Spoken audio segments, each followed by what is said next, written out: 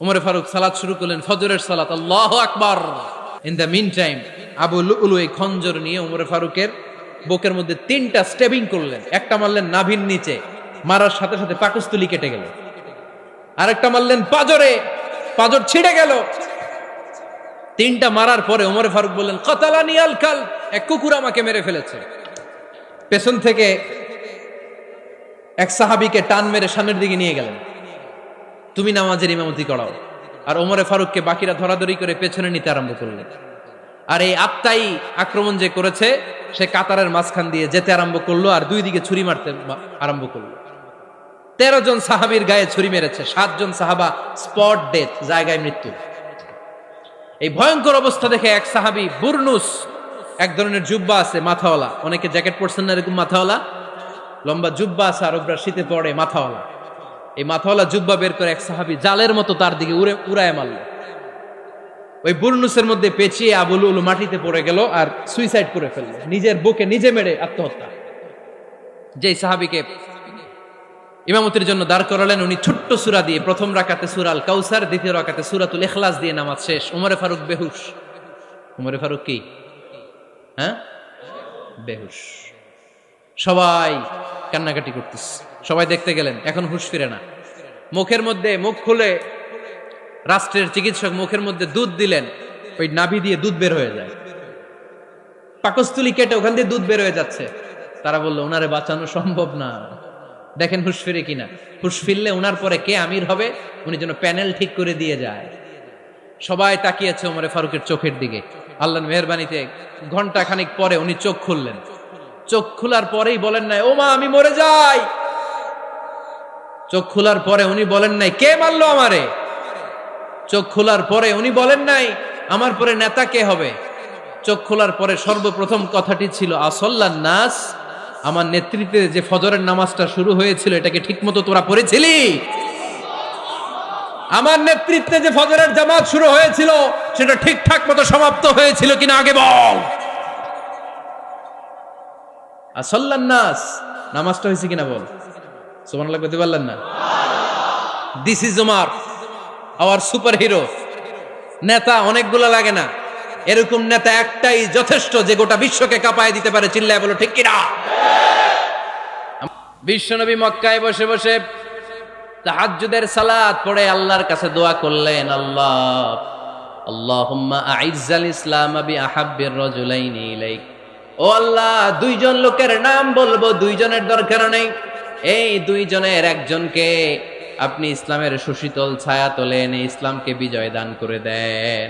মুহূর্তের মধ্যে দোয়াটা কবুল করে নিয়েছে কে?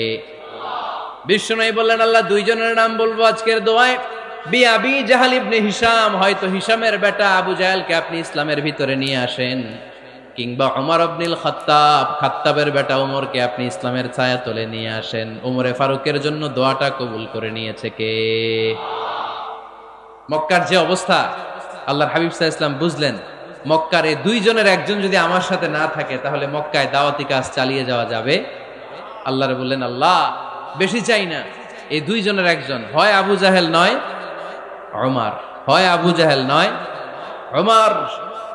বিশ্বনবী যখন দোয়া করলেন, এই দোয়ার একটা ইমানি ধাক্কা, নুরানি ধাক্কা সাইয়েদনা ওমরে ফারুকের হৃদয়কে স্পর্শ করে ফেলল। দোয়া ইজ লাইক এ মিসাইল। এই যে আমরা দোয়া করি, এটা মিসাইলের মতো। যুদ্ধে মিসাইল হামলা করে না?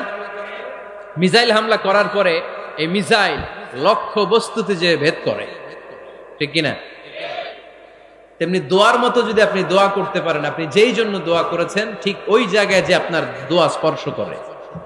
সুবহানাল্লাহ পড়বেন না? বিশ্বনবীর দোয়ার মাধ্যমে প্রথমে সাইয়েদনা ওমর ফারুকের হৃদয়ে এক ধাক্কা লাগলো।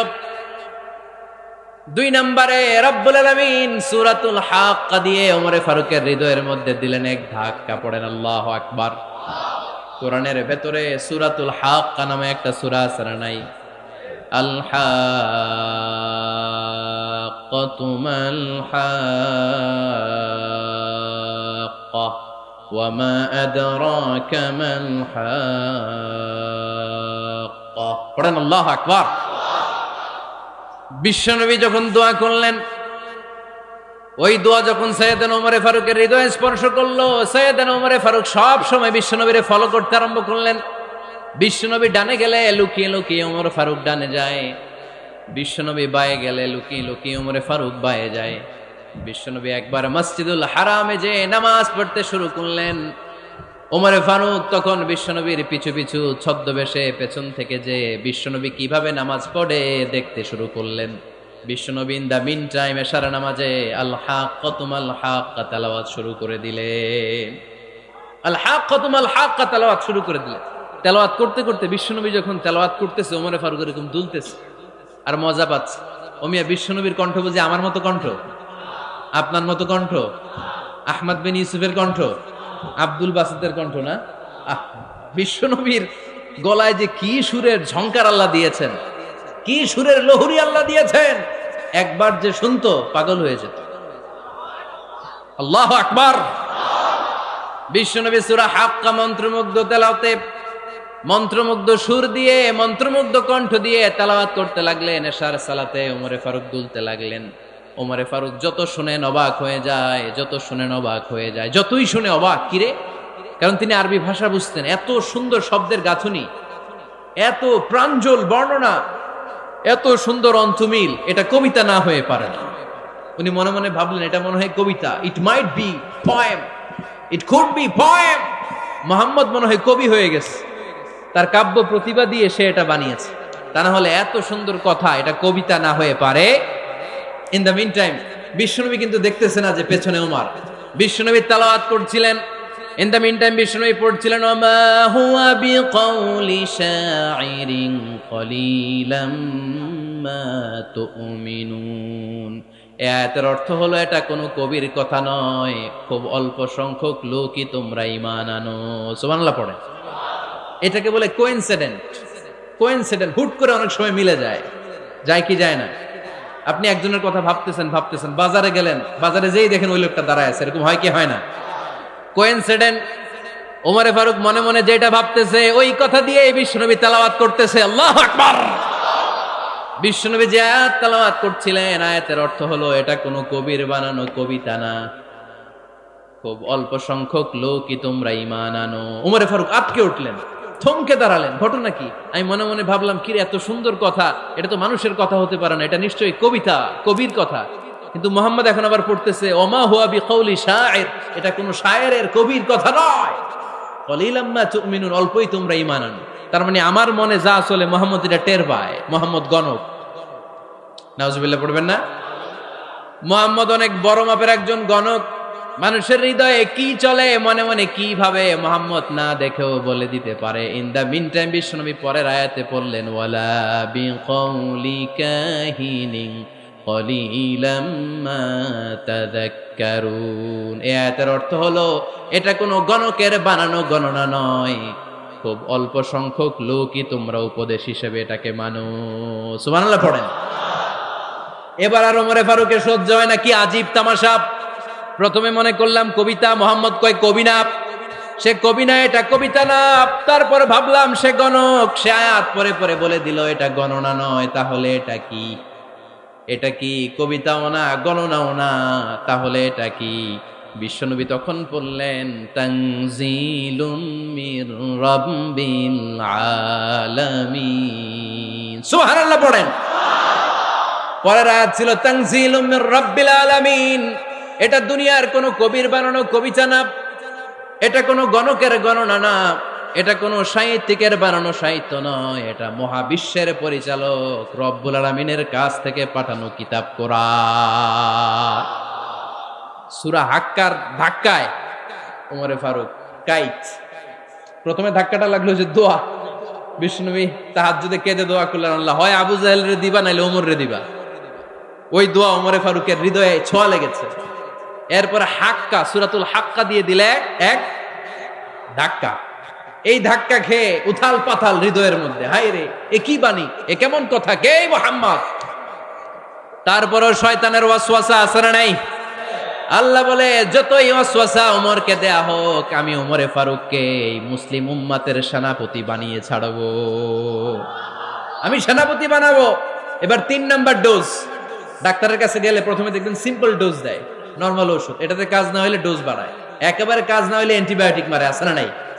আল্লাহ প্রথমে দোয়ার ছোঁয়া লাগালেন, তারপর সূরা হাক্কা দিয়ে ধাক্কা মারলেন, এরপরে রব্বুল আলামিন বলেন এবার ৩ নাম্বার ডোজ সূরা তহা দিয়ে আমি তোমার হৃদয়টারে উজালা বানায় দেব রে ওমর। শয়তান ওদিক দিয়ে ওয়াসওয়াসা, খেলা দুই দিক থেকে চলতেছে। আল্লাহ তাআলা হেদায়েতের রাস্তায় টানছে, শয়তান জাহান্নামের দিকে টানছে। ঘোষণা দেয়া হলো মক্কায়, মুহাম্মদের মাথা কেটে এনে দিলে এত এত স্বর্ণ মুদ্রা দেয়া হবে। ওমরে ফারুক রাজি হয়ে গেলেন, নাঙ্গা তলোয়ার নিয়ে বিশ্বনবীর মাথা কাটার জন্য ছুটলেন। নাউজুবিল্লাহ পড়বেন না? বনু জাহরা গোত্রের এক লোক বলে, আইনা ইয়া ওমর, কই যাও? মুহাম্মদের মাথা কাটতে যাই। আরে মুহাম্মদের মাথা কাটতে যাও? তোমার বোন ফাতিমা বিনতে খাত্তাব আর তোমার বোন জামাই সাঈদ কদ সাবা, এরা তো ধর্ম ত্যাগ করে ফেলছে, এটা তো আমাদের ধর্ম ত্যাগ করে মুহাম্মদের ফলোয়ার হয়ে গেছে। আগে ওমর ঘর সামলাও, পরে মুহাম্মদের মাথা কাটতে যেও। ওমরে ফারুক অবাক হয়ে গেলেন, তলোয়ার নিয়ে বিশ্বনবীর দিকে না যে নিজের বাড়ির দিকে চলে গেলেন। বিশ্বনবীর আপন বোন ফাতিমা বিনতে খাত্তাব, বোন জামাই সাঈদ আর খাব্বাব রাদিয়াল্লাহু তাআলা আনহু তিনজন মিলে সূরা তহা তেলাওয়াত করছিলেন। পড়েন সুবহানাল্লাহ। মক্কায় লুকিয়ে লুকিয়ে দাওয়াত হতো। খাব্বাব রাদিয়াল্লাহু তাআলা আনহু একটা চামড়ার ফলকের মধ্যে সূরা তহার কয়েকটা আয়াত এনে ওমরে ফারুকের বোন আর বোন জামাইকে শিক্ষা দিচ্ছে, ট্রেনিং দিচ্ছে। সুবহানাল্লাহ পড়েন। লুকিয়ে লুকিয়ে ওমরে ফারুক যখন ঘরে চলে আসলেন, এরা তটস্থ হয়ে গেল। সাইয়েদনা খাব্বাব বিছানার তলায় লুকিয়ে গেলেন। ওমরে ফারুক বললেন, দরজা খোলো। ফাতিমা বিনতে খাত্তাব দরজা খোলার পরে নির্মম ভাবে সাইয়েদনা ওমর রাদিয়াল্লাহু তাআলা আনহু বোনের গায়ে আঘাত শুরু করে দিল। বোন জামাইকে আহত করতে শুরু করলো আর বলতে শুরু করলো, তোরা পাগল হলি কেন? কি আছে ওই মুহাম্মাদের মধ্যে? কি জাদু নিয়ে সে এসেছে? সে যাই বলে লোকজন পাগল হয়ে যায়, সবাই তার উপর কালিমা পড়ে ঈমান এনে ফেলে। কি এমন জিনিস তোদের কাছে আছে যেটা দেখে মুহাম্মদকে তোরা ভালোবাসলি? কি আছে? কি পড়তেছিলি আমারে দেখা। ফাতেমা বলে, ইন্নাকা রিজসুন লা ইয়ামাসসুহু ইল্লাল মুতাহহারুন। ও আমার ভাই ওমর, তুমি নাপাক। তুমি কি? লা ইয়ামাসসুহু ইল্লাল মুতাহহারুন, পবিত্রতা অর্জন না করে এই কোরআন ধরা যায় না। সুবহানাল্লাহ পড়েন। উমরে ফারুক গোসল করে আসলেন, কারণ ধাক্কা তো আগে কয়েকটা খাইছে। কথা বুঝেন নাই বোধহয়? প্রথমে দোয়ার ধাক্কা, পরে কোন সূরা দিয়ে ধাক্কা? হাক্কা দিয়ে ধাক্কা। ৩ নম্বরে এখন আর একটা ধাক্কা খাবে। গোসল করে আসলেন। ফাতিমা বিনতে খাত্তাব বললেন, গোসল যখন করে এসেছেন, এই নেন। উমরে ফারুক এবার চামড়ার কাপড়ের মধ্যে সূরা তহার প্রথম আয়াতের দিকে নজর করলেন। নজর করেই কোরআনের প্রেমে পড়ে গেলেন। পড়েন সুবহানাল্লাহ। উমরে ফারুক পড়তে আরম্ভ করলেন, তহা মা আনজালনা আলাইকাল কুরআনা লিতাশকা ইল্লা তাযকিরাতাল লিমান ইয়াখশা তানজিলাম মিম্মান খালাকাল আরদা ওয়াস সামাওয়াতিল উলা। সুবহানাল্লাহ পড়েন। উনি পড়তে আরম্ভ করলেন, তহা মা আনজালনা আলাইকাল কুরআনা লিতাশকা, এই কোরআনকে আমি তোমাদের হতভাগ্য জাতি হিসেবে দুনিয়ায় থাকার জন্য পাঠাই নাই। এটা রব্বুল আলামিনের পক্ষ থেকে এসেছে। যারা রবকে ভয় করে তাদের জন্য আছে উপদেশ। যিনি আকাশ বানিয়েছেন, জমিন বানিয়েছেন, ওই আল্লাহ তাআলা নিজেই এই কোরআন পাঠিয়েছে। আওয়াজ করে পড়তে হবে, আল্লাহু আকবার। উনি খুব ভালো আরবি জানতেন। সূরা তহা পড়ার পরে আর ধৈর্য ধারণ করতে পারে না। ওমরে ফারুক ছোট্ট বাচ্চার মতো কান্না শুরু করে দিলেন। আল্লাহু আকবার। সূরা তহাটা হাতে নিয়ে, তলোয়ারটা হাতে নিয়ে বিশ্বনবীর দিকে ছুটতে আরম্ভ করলেন। আইনা মুহাম্মদ, কোথায় মুহাম্মদ? তোমরা আমাকে মুহাম্মদের কাছে নিয়ে চলো। বিশ্বনবী তখন সাফা পাহাড়ের পাদদেশে দারুল আরকাম ইবনে আলকামের ঘরে লুকিয়ে লুকিয়ে কোরআনের দাওয়াত দিতেন। ওমরে ফারুককে পাগলের মতো ছুটে আসতে দেখে বিশ্বনবীর চাচা হামজা ইবনে আব্দুল মুত্তালিব বলল, নবী আপনি পালান। ওই যে খাত্তাবের বেটা ওমর আপনাকে অপমান করার জন্য, আক্রমণ করার জন্য তেরে এসেছে। সাহাবীরা বললেন, নবী আপনি পালিয়ে যান, আমরা সামাল দেব। বিশ্বনবী বললেন, না আমি পালাবো না, বরং তোমরা সরে যাও। ওমর ইবনুল খাত্তাবকে আমার দরবার পর্যন্ত আসতে দাও। আমার তো মনে হচ্ছে ওই যে তাহাজ্জুদের নামাজ শেষে চোখের পানি ছেড়ে যে আমি আল্লাহর কাছে দোয়া করেছি, আজকে আমার ওই দোয়াটা কবুল হতে শুরু করেছে। আমার তো মনে হচ্ছে আমার ওই দোয়া কবুল হবে, আসতে দাও। ওমরে ফারুক এসে বললেন, আশহাদু আল্লা ইলাহা ইল্লাল্লাহ ওয়া আশহাদু আন্না মুহাম্মাদান আবদুহু ওয়া রাসূলুহু।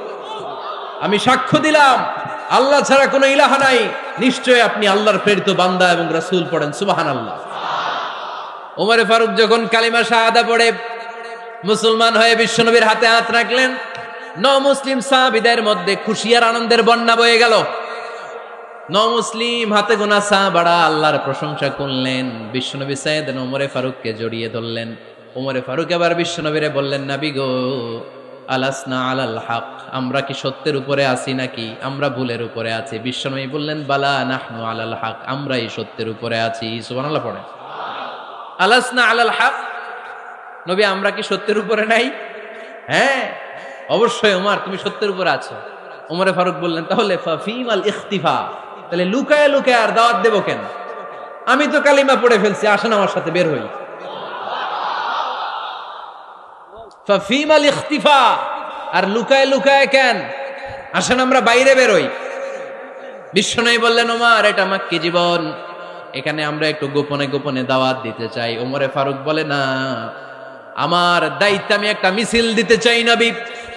আল্লাহর নামের তাকবীর দিতে দিতে দারুল আরকাম থেকে শুরু করে মসজিদুল হারাম পর্যন্ত একটা মিছিল দিয়ে আমি মক্কা কাঁপাইয়া দেব। অনুমতি দেন। বিশ্বনবী দিতে চায় না। ওমর ফারুক অনেক বোঝানোর পরে স্বল্প পরিসরের একটা অনুমোদন পাওয়া গেল বিশ্বনবী সাল্লাল্লাহু আলাইহি ওয়াসাল্লামের কাছ থেকে। কিন্তু মিছিল যে দিবে, মিছিলের জন্য লোকের দরকার আছে না নাই? এখানে লোক নাই, আমি একাই মিছিল দিতেছি। এটা জমবে, মিছিল জমবে। খুঁজে উনি 11 জন মুসলিম সাহাবা পেলেন। কয়জন? ওমরে ফারুক বললেন, 11 জনই সই। এই 11 জন নিয়েই আমি আল্লাহর নামের তাকবীর দিব। 2 লাইন করলেন। কয় লাইন? 2 লাইন। পেছনে 6 জন, আর এই লাইনের নেতা বানালেন বিশ্বনবীর চাচা হামজাকে রাদিয়াল্লাহু তাআলা আনহু। আর সামনে 5 জন, তার আগে দাঁড়ালেন উনি নিজেই। তাহলে 6 6 12। বললেন এই 2 লাইনই আমরা তাকবীর দিতে দিতে, বেশি না, এই দারুল আরকামের ঘর থেকে, আপনারা জানেন যে সাফা মারোয়া এখন যে সাই হয়, এই সাফার পাদদেশে ছিল দারুল আরকামের ঘর। উনি বললেন এখান থেকে ওই যে কাবার গিলাফ দেখা যায়, কাবার গিলাফ পর্যন্ত আমরা এই তাকবীর নিয়ে ওখানে যাব। সুবহানাল্লাহ পড়বেন না? ওখানে উনি দাঁড়িয়ে ছোট্ট একটা ভাষণ দিয়েছিলেন। উনি বলেছিলেন, মান আরাদা আন তাসকুলা উম্মু ওয়া ইয়াতামা ওয়ালাদু ওয়া তারমিলা যাওজাতুহু ফালিয়াসুদ্দানি। খেয়াল করে শুনেন, কান দুইটা খরগোশের কানের মতো খাড়া করেন। উনি এক বাক্যের একটা ভাষণ দিলেন। ভাষণ দিতে জানলে বড় ভাষণ দেয়া লাগে না। এক বাক্যের ভাষণ দিয়ে গোটা বিশ্বকে ঝাঁকুনি মারা যায়। চিল্লায় বলো ঠিক কিনা? ওমরে ফারুক এক বাক্যের একটা ছোট্ট ভাষণ দিলেন। মান আরাদা আন তাসকুলা উম্মু, কে আছো মায়ের এই মক্কায়, কে আছো মায়ের বুক খালি করতে চাও? ইয়াতামা ওয়ালাদু, কে আছো বাচ্চাগুলারে, নিজের সন্তানগুলোরে ইয়াতিম বানাতে চাও? কে আছো তারমিলা যাওজাতুহু, নিজের স্ত্রীকে বিধবা বানাতে চাও? ফালিয়া সুদ্দানি, বুকের পাটা থাকলে আমি ওমর রে থামাও। ফালিয়া সুদ্দানি, দেখি মক্কায় কার এত বড় বুকের পাটা। কে আছো মায়ের বুক খালি করতে চাও, সন্তান রে এতিম বানাতে চাও, স্ত্রীকে বিধবা বানাতে চাও? ফালিয়া সুদ্দানি, পারলে আমারে ঠেকাও। এই বলে উনি আল্লাহু আকবার, আল্লাহু আকবার, আল্লাহু আকবার বলে স্লোগান শুরু করে দিলেন। এক এক স্লোগানে মক্কার মরুজমিন থারথার করে কাঁপতে আরম্ভ করলো। এই মিছিল মক্কার কেউ দেয় নাই। মিছিলের আওয়াজ শুনে আবু জাহেল বাইরিস, উতবা বাইরিস, শাইবা, ওয়ালিদ ইবনে মুগিরা সব বের হয়েছে। কিরে, আমার এলাকায় এত বড় স্লোগান, কার এত সাহস? বের হয়ে দেখে মিছিলের সামনে ওমর। ওমর রে দেখে দিছে একদম। কারণ ওমরে ফারুককে থামানোর মতো বাপের বেটা মক্কায় দ্বিতীয়টা কেউ ছিল না। আওয়াজ করে বলেন ঠিক কিনা? ওমরে ফারুক আল্লাহু আকবার, আল্লাহু আকবার বলে স্লোগান দিতে দিতে মসজিদুল হারামের ভেতরে ঢুকে গেল। কাবার গিলাফ ধরার পরে সেদিন মিছিল থেমেছে। ওই আল্লাহর নামের স্লোগান সেদিন কেউ থামাতে পারে নাই, কিয়ামত পর্যন্ত কেউ থামাতে পারবে না। চিল্লায় বলো ঠিক কিনা? ওই রকম একটা ওমরের দরকার, আমাদের বেশি চাই না। জোরে বলেন ঠিক কিনা?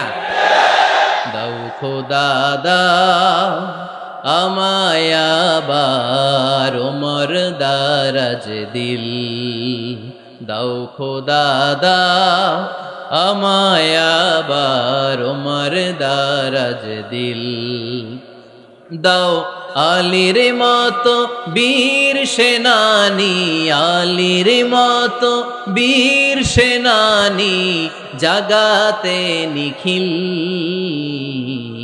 দাও খোদা দাও আমায় আবার ওমর দারাজ দিল। সুবহানাল্লাহ পড়েন। একটা ওমর লাগবে, চিল্লায় বলেন কয়টা? ওই ওমরের অপেক্ষায় বাংলাদেশ সহ গোটা মুসলিম উম্মাহ, ঠিক কি না?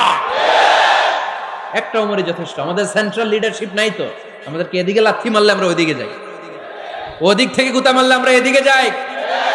আমাদের রিপ্রেজেন্টেটিভ, আমাদের প্রতিনিধিত্ব করার মতো কোনো কেন্দ্রীয় লিডারশিপ নেতৃবৃন্দ গোটা বিশ্বে নাই, ঠিক কি না? আমরা সেই ওমরে ফারুকের অপেক্ষায়, আমরা সেই ইমাম আল মাহাদির অপেক্ষায়।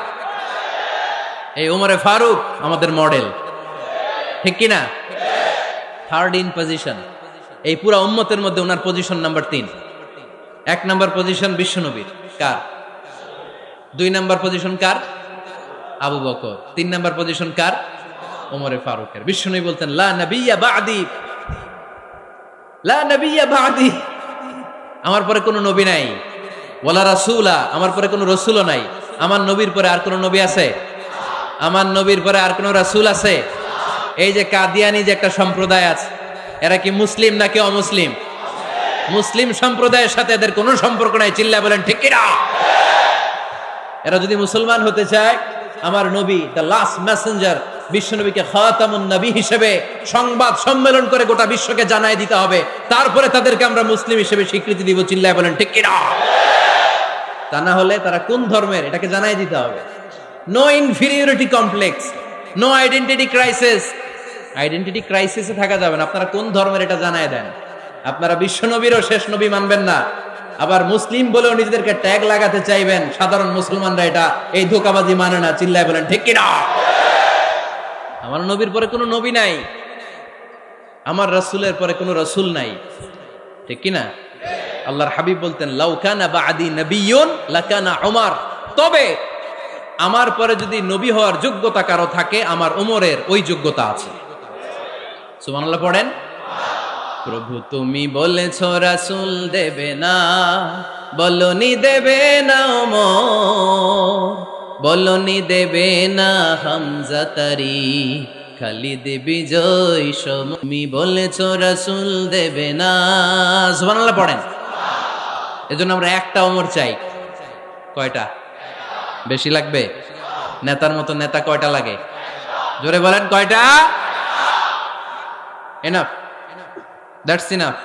ওমরে ফারুক আওয়ার সুপার হিরো। ওনার সাথে বিশ্বনবী সাল্লাল্লাহু আলাইহি ওয়াসাল্লামের মুসাহারার সম্পর্ক ছিল। ওমরে ফারুক যে বিশ্বনবীর শ্বশুর, এটা অনেকে জানেই না। ওমরে ফারুক রাদিয়াল্লাহু তাআলা আনহু বিশ্বনবীর শ্বশুর ছিলেন। এটা আজকে নতুন শুনছেন, কে কে হাত তোলেন? দেখছেন হুজুর? সঠিক বলছি না আমি? অনেকে আমরা জানি না। মাশাআল্লাহ, জানতে লজ্জা নাই, শিখতে লজ্জা নাই। লজ্জা হচ্ছে অজ্ঞতায় আর মূর্খতায়, ঠিক কি না? আমরা শিখতে রাজি আছি। যে কথা বলে আমরা তার ছাত্র। আমার আগে হুজুর কথা বলতেছিলেন, আমরা ছিলাম ছাত্র। এখন আমি কথা বলতেছি, এখন আমরা সবাই হয়ে গেছি ছাত্র, ঠিক কি না? যিনি বলেন তিনি শিক্ষক, বাকিরা আমরা ছাত্র, ঠিক কি না?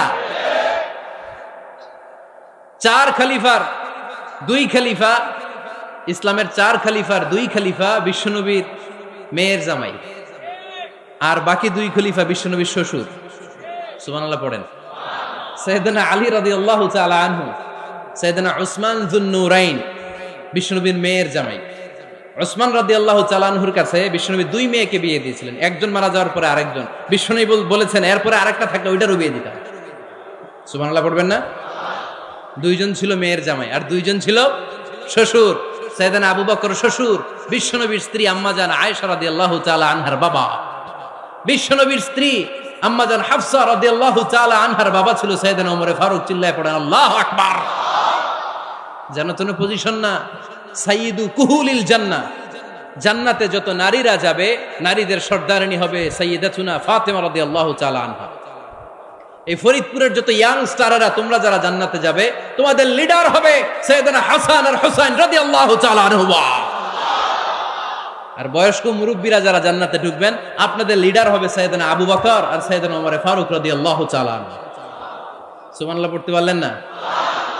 ওমর ফারুক এটা সাধারণ কোনো ক্যারেক্টারিস্টিক্স নয়, ওনাকে আল্লাহ তাআলা নলেজও দিয়েছেন, আবার দিনদারিও দিয়েছেন। আমার দিনী ভাইয়েরা খেয়াল রাখবেন, কোনো আলেমের মধ্যে বা কোনো নেতার মধ্যে যদি এই দুইটার সমন্বয় আপনি পান, যে তার জ্ঞানও আছে আবার দিনদারিও আছে, he belongs the knowledge and he belongs the তাকওয়া, সে গোটা বিশ্বকে জয় করে ফেলবে। ঠিক কিনা? যার মধ্যে জ্ঞান আছে, যার মধ্যে তাকওয়া আছে, তারে কেউ থামায় রাখতে পারে? ওমরে ফারুককে এই দুই নেয়ামত দিয়ে ধন্য করেছে কে? সহিহ বুখারীর বর্ণনা, বিশ্বনবী সাহাবীদের সামনে একটা স্বপ্নের কথা বলছেন। বিশ্বনবী বললেন, আমি স্বপ্নে দেখলাম আমার আঙ্গুলের ফাঁকা থেকে দুধ বের হচ্ছে, আমি তৃপ্তি সহকারে দুধ খেলাম। খাওয়ার পরে দেখলাম আঙ্গুলের মধ্যে একটু দুধ লেগে আছে। আমার আঙ্গুলে অতিরিক্ত লেগে থাকা দুধটা আমি ওমরে ফারুকের মুখের মধ্যে লাগিয়ে দিলাম। সাহাবারা বললেন, ইয়া রাসূলুল্লাহ, ইয়া হাবিবাল্লাহ, মাযা আওয়ালতা বিহি, এই স্বপ্নের আপনি কি ব্যাখ্যা করলেন, আমরা তো বুঝলাম না। বিশ্বনবী বললেন, আওয়ালতু বিহি আল ইলম, আমি এই দুধ দিয়ে জ্ঞানের ব্যাখ্যা করেছি, কারণ ওমরকে আল্লাহ যেই জ্ঞান দিয়েছে গোটা বিশ্বের কাউকে এত জ্ঞান দেয় না। এজন্য স্বপ্নে যদি কেউ দেখেন যে আপনি দুধ খাচ্ছেন, তার মানে আল্লাহ তাআলা আপনার জ্ঞান বাড়ায় দিবে। ওমরে ফারুককে দুধ খেয়ে অতিরিক্ত দুধের অংশটা বিশ্বনবী আবু বকর রাদিয়াল্লাহু তাআলা আনহুর মুখে দেন নাই, সাইয়েদনা উসমানের মুখে দেন নাই, আলী রাদিয়াল্লাহু তাআলা আনহুর মুখে দেন নাই। স্বপ্নে ওই অতিরিক্ত লেগে থাকা দুধটা বিশ্বনবী ওমরে ফারুকের ঠোঁটের মধ্যে লাগিয়ে দিয়েছেন। এই হাদিস থেকে প্রমাণ হয় আল্লাহ তাআলা জ্ঞানের নেয়ামতে সাইয়েদনা ওমরে ফারুককে ধন্য করেছেন। আবার বুখারীর বর্ণনা, বিশ্বনবী সাল্লাল্লাহু আলাইহি ওয়াসাল্লাম আরেকটা স্বপ্নের বর্ণনা দিচ্ছেন। তিনি বললেন, তোমাদের সবাইকে স্বপ্নে আমার সামনে দাঁড় করানো হলো। আমি দেখলাম তোমাদের কারো জুব্বা নাভি পর্যন্ত, কারো জুব্বা হাঁটু পর্যন্ত, কারো জুব্বা টাকনু পর্যন্ত। ওমরে ফারুককে যখন স্বপ্নে আমার সামনে দাঁড় করিয়ে দেয়া হলো, আমি দেখলাম ওমরের জুব্বা এত লম্বা, ওমর টেনে হিচড়ে তার জুব্বা নিয়ে সামনে হেঁটে যাচ্ছে। সাহাবারা বললেন, ফামাযা আওয়ালতা বিহি ইয়া রাসূলুল্লাহ, ও আল্লাহর রাসূল, এই স্বপ্ন দিয়ে আপনি কি বুঝাতে চাইলেন, আমরা কিছু বুঝলাম না। বিশ্বনবী বললেন, আউয়ালতু বিহি আদ-দীন, আমি এই হাদিসের দ্বারা দিনের ব্যাখ্যা করলাম, যার জামা যত লম্বা তার দিনদারি তত বেশি। সুবহানাল্লাহ, আসতে পড়েন। স্বপ্নে দেখলেন কোন সাহাবীর জুব্বা নাভি, কোন সাহাবীর হাঁটু, কারোটা টাকনু, কিন্তু ওমরে ফারুকের জুব্বা এত লম্বা, ইয়াজুরু সাওবাহু, তিনি তার জুব্বা টেনে হিচড়ে যাচ্ছেন। বিশ্বনবী বললেন, এটা দ্বারা আমি দিন, আমি তাকওয়া, দিনদারি, তাকওয়া, এটার ব্যাখ্যা করেছি। তার মানে ওমরে ফারুকের তাকওয়ার সামনে সব তাকওয়া পানি হয়ে যাবে। কোন সুবহানাল্লাহ। আল্লাহ তাআলা সাইয়েদনা ওমরে ফারুককে দ্বীনের জ্ঞান দিয়েছেন, তাকওয়া দিয়েছেন। যুবক ভাইয়েরা, যাকে আল্লাহ তাআলা দ্বীনের জ্ঞান দেয়, যাকে আল্লাহ তাআলা তাকওয়ার এই গুণ দিয়ে সমৃদ্ধ করে, তার জন্য গোটা বিশ্বের সব দরজাগুলোকে ওপেন করে দেয় কে? কত বড় মুত্তাকি ছিলেন সাইয়েদনা ওমরে ফারুক। মদিনার সমাজে কয়জন মুনাফিক ছিল বিশ্বনবী ছাড়া কেউ বলতে পারতেন না। বিশ্বনবী কোন সাহাবীকে মুনাফিকদের লিস্ট দিয়ে যান নাই, একজন সাহাবী ছাড়া। দেখি কেউ বলতে পারেন কিনা ওই সাহাবীর নাম? কি নাম? হুযায়ফা ইবনুল ইয়ামান রাদিয়াল্লাহু তাআলা আনহু। উনাকে বলা হতো সাহিবু সিররি রাসূলিল্লাহ, আল্লাহ রাসূল সাল্লাল্লাহু আলাইহি ওয়াসাল্লামের গোপন তথ্যের ধারক বাহক। সুবহানাল্লাহ পড়বেন না? বিশ্বনবী ইন্তেকালের আগে মদিনার সমাজে মোট কয়জন মুনাফিক আছে, এই তথ্য আবু বকরকে বলেন নাই, ওমর রাদিয়াল্লাহু তাআলা আনহুকে বলেন নাই, উসমান রাদিয়াল্লাহু তাআলা আনহু, আলী রাদিয়াল্লাহু তাআলা আনহু, আশারাতুল মুবাশশিরিন বিল জান্নাহ কোন সাহাবীকে বলেন নাই। শুধুমাত্র কেবলমাত্র একমাত্র হুযায়ফা ইবনুল ইয়ামান রাদিয়াল্লাহু তাআলা আনহুর কাছে মুনাফিকদের লিস্টে বিশ্বনবী দিয়ে গিয়েছেন। সুবহানাল্লাহ পড়েন। মদিনায় কারা কারা মুনাফিক কেউ জানতো না, হুযায়ফা ছাড়া। কে ছাড়া? নামটা আজকে মুখস্থ করেন, যাতে অন্য কোনো ওয়াজে কেউ জিজ্ঞেস করলে বলতে পারেন। মুনাফিকদের লিস্ট যে সাহাবীর কাছে বিশ্বনবী দিয়ে গিয়েছিলেন, সাহাবীর নাম কি? নাম? নামটা কেমন লাগে? ভাল লাগে? অনেকে আমারে জিজ্ঞেস করে, হুজুর আমার ছেলে হবে আগামী মাসে, একটা নাম দেন। নাম দিয়ে দিলাম হুযায়ফা। যাদের হবে ছেলে, এলাকার যাদের নেক্সট কয়েক মাসে ছেলে হবে, খালি হুযায়ফা চলবে। কি চলবে? ভাল লাগে নামটা? ভাল লাগে, রাইখেন, অনেক সুন্দর নাম। উনি জানতেন মুনাফিক কারা। দেখেন ওমরে ফারুকের তাকওয়ার লেভেলটা কত হাই। ওমরে ফারুক একদিন হুযায়ফা রাদিয়াল্লাহু তাআলা আনহুর কাছে গেলেন, যে বললেন, হুযায়ফা, বিশ্বনবী ইন্তেকালের আগে মুনাফিকদের নামের লিস্টটা কারো কাছে দেয় নাই, আমার জানা নাই, সাইয়েদনা আবু বকরের জানা নাই, কোন সাহাবীর জানা নাই, তুমি ছাড়া। আমি তোমার কাছে জানতে চাই, আমি ওমরের নামটা ওই মুনাফিকদের খাতায় আছে কিনা আমার একটু বলো। আমার ওমরের নামটা ওই মুনাফিকদের লিস্টিতে একটু আছে কিনা, নামটা একটু বলো। যদি থাকে আমি ভালো হয়ে যাব, আমি নেফাকি দূর করে পাক্কা মুমিন হতে চাই। আমার নাম যদি মুনাফিকের লিস্টে থাকে আমি তো শেষ। হুযায়ফা চোখের পানি ছেড়ে দিয়ে বলে, আমিরুল মুমিনিন, কেমন প্রশ্ন করলেন আপনি? আপনি বিশ্বনবীর শ্বশুর, এই উম্মতে আপনার পজিশন 3 নাম্বার। আপনারে মুনাফিকরা ভয় পায়, শয়তান আপনারে ভয় পায়। আপনি জান্নাতে সব বয়স্ক লোকদেরকে নিয়ে জান্নাতের মধ্যে আগে আগে ঢুকবেন, কেমন করে মুনাফিকদের কাতারে আপনার নাম থাকতে পারে ওমর? সুবহানাল্লাহ পড়ে। কি বিনয়ী, কি তাকওয়া। হুযায়ফাকে যে ধরতেন, হুযায়ফা একটু বলো না আমার নামটা মুনাফিকদের লিস্টিতে আছে কিনা। ওমরে ফারুকের যদি এই টেনশন থাকে যে আমি মুনাফিক হয়ে গেলাম কিনা, আমাদের এই টেনশন থাকার দরকার আছে না নাই? হ্যাঁ, যেন সব সময় আল্লাহর কাছে দোয়া করতে হবে, আল্লাহ তুমি নেফাকি থেকে আমাদেরকে বাঁচাও। আরো জোরে পড়েন আমিন। আপনারা ওঠা বসা শুরু করলেন কেন? অনেক রাত হয়ে গেছে তাই? হ্যাঁ, শেষ করে দেই তাহলে না? যে অনেকের কষ্ট হচ্ছে মনে হচ্ছে। হ্যাঁ, এক নম্বরে যাচ্ছে এটা সব মুখস্থ দেখি। হ্যাঁ, 1 নাম্বার, 2 নাম্বার, 3 নাম্বার। 1 নাম্বার হইল পেশাবখানা, 2 নাম্বার পায়খানা, 3 নাম্বার নাকি এইটা।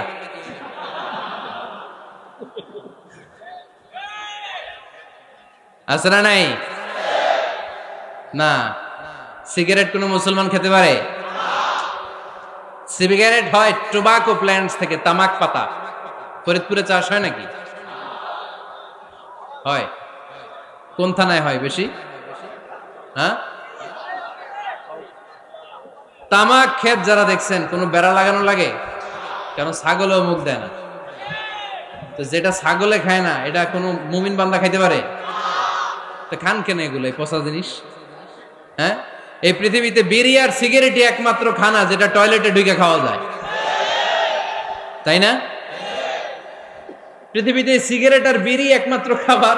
রাগ করবেন না যারা খান, রাগ করেন না। আবার একটু কমন সেন্সটা কাজে লাগানোর জন্য, চিন্তার জন্য বলতেছি। এটাই পৃথিবীর একমাত্র খাবার যেই খাবারের গায়ে এই খাবারের বদনাম লেখা থাকে, স্মোকিং কজেস ক্যান্সার। ধূমপান কর্কট রোগের কারণ, ধূমপান স্বাস্থ্যের পক্ষে ক্ষতিকারক, লেখা থাকে না? আচ্ছা, ধরেন ফরিদপুরের একটা কোম্পানি নতুন চানাচুর বের করছে, ওই চানাচুরের গায়ে লেখা, এই চানাচুর খাওয়ার 1 ঘন্টার মধ্যে বমি শুরু হবে আর ডায়রিয়া হবে। খাবেন? কি কইবেন? তুই খা। দোকানদারে কি কইবেন? তুই খা, তোর বমি হোক, তোর 14 গোষ্ঠীর ডায়রিয়া হোক, আমি টাকা দিয়ে এগুলো কিনবো না, ঠিক কিনা? কারণ এই প্রোডাক্টের গায়ে এই প্রোডাক্টের বদনাম লেখা, এটা আমরা কিনবো কেন? কিন্তু সিগারেটের উপরে সিগারেটের বদনাম লেখা থাকার পরও আমরা খাই, টয়লেটে বসে খাই। এটার মধ্যে একটা পয়জন আছে, এটাকে বলে স্লো পয়জন, নিকোটিন। এটা আপনার লাং, ফুসফুসকে শেষ করে দিবে। Slow poison. সিগারেট খাওয়া অনেকটা আত্মহত্যা শামিল। বিষ খেলে সাথে সাথে মরে, সিগারেট খেলে ধুকে ধুকে মরে। আর সিগারেট থেকে হিরোইন, গাঁজা, ফেন্সিডিল, ইয়াবা, মেরিজুয়ানার পথে মানুষ পথ বাড়ায়, পা বাড়ায়, তাই না? এগুলো খাবেন না। ওয়ালা তুলকু আইদিকুম ইলা তাহলুকা। নিজেকে স্বেচ্ছায় ধ্বংসের দিকে ঠেলে দিও না। জীবনটা অনেক সুন্দর, জীবনটা অনেক রঙিন, আল্লাহর দেয় জীবনটাকে উপভোগ করার দরকার আছে না নাই? এই জন্য সিগারেটকে এই ফরিদপুরের প্রোগ্রাম থেকে আমরা আজকে নো বলে দিলাম। কি বলে দিব? আওয়াজ করে সবাইকে, আমরা সবাই একসাথে বলবো, সিগারেটকে কি বললাম? মনে থাকবে? মাহফিলের প্যান্ডেল থেকে বাইর হয়ে আবার ইয়েস, হ্যাঁ, না ইয়েস করা যাবে না। সিগারেটকে কি বললাম? নো। ওমরে ফারুক রাদিয়াল্লাহু তাআলা আনহু আমাদের সুপার হিরো, আমাদের সবাই বলেন আমাদের। উনি কত বড় সুপার হিরো শুনেন। উনি জুমার খুতবা দিচ্ছেন। কি দিচ্ছেন? মসজিদে নববীতে খুতবার মাঝখানে হঠাৎ বললেন, ইয়া সারিয়াতাল জাবাল, ইয়া সারিয়াত ইবনে জানিমিল জাবাল। এই কথা বলেই আবার খুতবা দিতে শুরু করলেন। উনার এই ইয়া সারিয়াত ইবনে জানিমিল জাবালের সাথে আগের কথারও কোনো মিল নাই, পরের কথারও কোনো মিল নাই। জুমার নামাজের পর মুসল্লি সাহাবারা ধরলেন, বললেন, ইয়া আমিরাল মুমিনিন। খুতবার মাঝখানে হঠাৎ করে ইয়া সারিয়াত ইবনে জালিমিল জাবাল বলে আপনি চিৎকার করলেন কেন? আপনার এই বাক্যের সাথে আপনার খুতবার আগের বাক্যের কোনো মিল নাই, আপনার খুতবার পরের বাক্যেরও কোনো মিল নাই। এই কথা আপনি কারে বললেন? কারে উদ্দেশ্য করে বললেন? এই কথার তাৎপর্য কি আমাদেরকে বুঝিয়ে বলেন।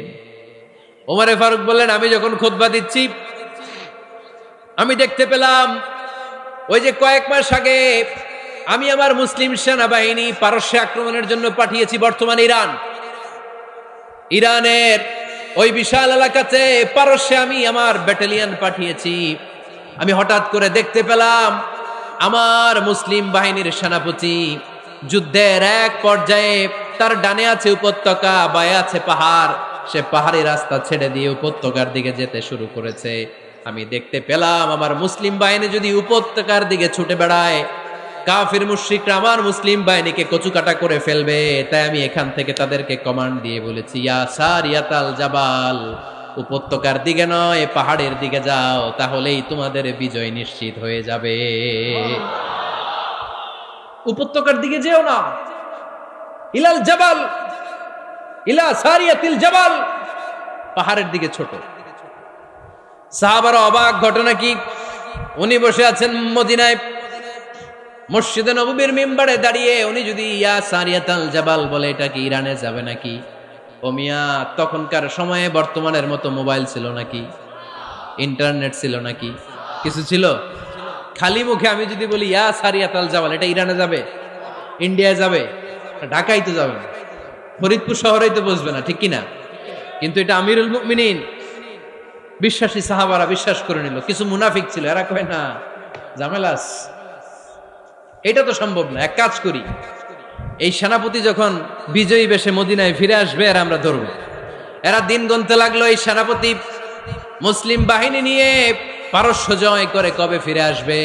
এই মুনাফিকের দলগুলো কখনো সেনাবাহিনীকে অভ্যর্থনা জানাতে যেত না, কিন্তু এইবার সবার আগে মদিনার উপকণ্ঠে যে সেনাপতিদেরকে অভ্যর্থনা জানানোর জন্য ফুল নিয়ে রেডি। ফুল নিয়ে দাঁড়ায় সেনাপতি ঢুকার সাথে সাথে ধরছে, এই সেনাপতি কোত্থেকে আসছে? কয় পারস্য জয় করে আসছে। কয় এমন এমন দিন, জুমার দিন দুপুর বেলা যুদ্ধের মাঝখানে আমিরুল মুমিনিনের কণ্ঠের কোন কথাবার্তা শুনছো নাকি? সেনাপতি অবাক, কয় তোমরা জানলা কেমনে? শুনছি তো। সুবহানাল্লাহ পড়বেন না? আমরা যুদ্ধে একটা ভয়ঙ্কর অবস্থার মধ্যে ছিলাম, পেছন থেকে শত্রুরা আমাদেরকে আক্রমণ করতে শুরু করে দিল। ডানে যাব না বায়ে যাব, সামনে যাব নাকি পেছনে যাব, রাস্তা খুঁজে পাচ্ছি না। ডান দিকে ছিল আমাদের উপত্যকার রাস্তা, বাঁ দিকে ছিল পাহাড়ি পথ। আমরা সোজা পথ হবে মনে করে উপত্যকার দিকে ছুটতে আরম্ভ করলাম। হঠাৎ করে আমিরুল মুমিনিনের কণ্ঠ বজ্র কণ্ঠে আমার কানের মধ্যে ভেসে আসলো। আমার মনে হলো আমিরুল মুমিনিন কেমন যেন আমাকে কমান্ড দিচ্ছেন আর বলছেন, ইয়া সারিয়াতাল জাবাল, ডান দিকে উপত্যকার পথে নয়, তাড়াতাড়ি পাহাড়ের দিকে সৈন্য বাহিনী নিয়ে উঠে যাও। পাহাড়ের দিকে, ডানে না, this is wrong track and this is the right track. ওই দিন যদি ওমরে ফারুকের ওই গাইডলাইন, আমিরুল মুমিনিনের কমান্ড যদি আমি না শুনতাম, আজকে বিজয়ের বেশে ফিরতেও পারতাম না, আমাদের চেহারাও তোমরা দেখতে পেতে না। ওমরে ফারুকের ওই কমান্ড, ওই গাইডলাইন অদৃশ্য থেকে শোনার কারণে এই পারস্যের মধ্যে আমাদেরকে সেই যুদ্ধে বিজয় দান করেছে কে? দিস ইজ ওমরে ফারুক, দিস ইজ ওমরে ফারুক। বিশ্বনবী বলছেন, ওমর, মা লাকিয়াকা শাইতানু সালিকান ফাজ্জান ইল্লা সালাকা ফাজ্জান গায়রা ফাজ্জিক। ওমর, শয়তান ইবলিস যদি তোমারে কোনো রাস্তা দিয়ে হাঁটতে দেখে, শয়তান ওই রাস্তা রেখে দিয়ে অন্য রাস্তা দিয়ে হাঁটে। সুবহানাল্লাহ বাড়িতে যায় বললেন। কে বলতেছে? বিশ্বনবী। কার ব্যাপারে? ওমরে ফারুকের ব্যাপারে। শয়তান যদি দেখে যে ওমরে ফারুক এই রাস্তা দিয়ে হাঁটতেছে, শয়তান ওই রাস্তা রেখে দিয়ে অন্য রাস্তা দিয়ে হাঁটে। সুবহানাল্লাহ পড়েন। রাত্রিবেলা আমরা আমাদের বাচ্চা ছেলে মেয়েদেরকে যখন খাওয়াই, বাচ্চারা খেতে চায় না, এরকম হয় আপনাদের ফরিদপুর এলাকায়? হ্যাঁ, এই এলাকায় হয় নাকি? খেতে চায় না বাচ্চারা, এই চকলেট দেখায়া, এই মিনা কার্টুন দেখায়া, এইটা সেইটা এগুলো সেগুলো বলে, গল্প টল্প বলে ভুলাইয়া খাওয়ানো লাগে, তাই না? তারপরও খায় না। আমারও ছোট মেয়ে আছে, খেতে চায় না, এইটা সেইটা এমনি সেমনি খাওয়ানো লাগে। তো শেষে না পেরে মা বাবা বলতে বাধ্য হয়, ওই যে ভূত আসতেছে, ভূত, তাড়াতাড়ি তাড়াতাড়ি খাও, নাহলে যে ভূত ধরবে তোমারে। ওই যে বাঘ আসতেছে, বাঘ, তাড়াতাড়ি খাইলে নাহলে বাঘে কামড়াবে। বলি না আমরা? আপনারা কি বলেন? ভূত। আর কি বলেন? হ্যাঁ হ্যাঁ, আচ্ছা, এক এক জায়গায় এক একটা আমরা বলি, ভূত আসবে, বাঘ খাবে, ভাল্লুক খাবে, তাড়াতাড়ি খাও। মদিনাতে যখন ওমরে ফারুক আমিরুল মুমিনিন, মদিনার মায়েরাও বাচ্চাদেরকে খাওয়াতে পারতো না, ছোট্ট মেয়েদেরকে খাওয়াতে পারতো না, খাওয়া নিয়ে যন্ত্রণা করতো। বাচ্চারা যখন মদিনায় খেতে চাইতো না রাত্রি বেলায়, মদিনার মায়েরা বলতো তাড়াতাড়ি খাও, হা হুয়া ইয়াতি উমর, হা হুয়া ইয়াতি উমর, তাড়াতাড়ি খা, নাইলে ওই যে ওমর আসতেছে, Omar. This is our super hero সাইয়েদনা উমর ফারুক রাদিয়াল্লাহু তাআলা। শুধু শয়তানি ভয় পেত না, মুনাফিকরাও ভয় পাইতো, জমের মতো ভয়। শুধু তাই না, আমাদের আম্মাজান বিষ্ণু ইসা ইসলামের স্ত্রীরাও ওমর ফারুককে ভয় পেতেন। সুবহানাল্লাহ কইবেন না? মাঝে মাঝে বিষ্ণু ইসা ইসলামের সাথে আম্মাজান আয়েশার ঝগড়া হতো, হতো না? আপনাদের ফ্যামিলিতে ঝগড়া হয়? হয় না? হয় না? কার কার দেখি? ওরে আল্লাহ, অনেক আল্লাহর ওলি আছে তো এই জায়গায়। ঝগড়া হয় না? কি কথা কয়, ঝগড়া হয় না বলে? বিশ্বনবীর ফ্যামিলিতে ঝগড়া হয়, আপনার ফ্যামিলিতে হয় না? মিষ্টি ঝগড়া। আর ও বিয়েই করে নাই।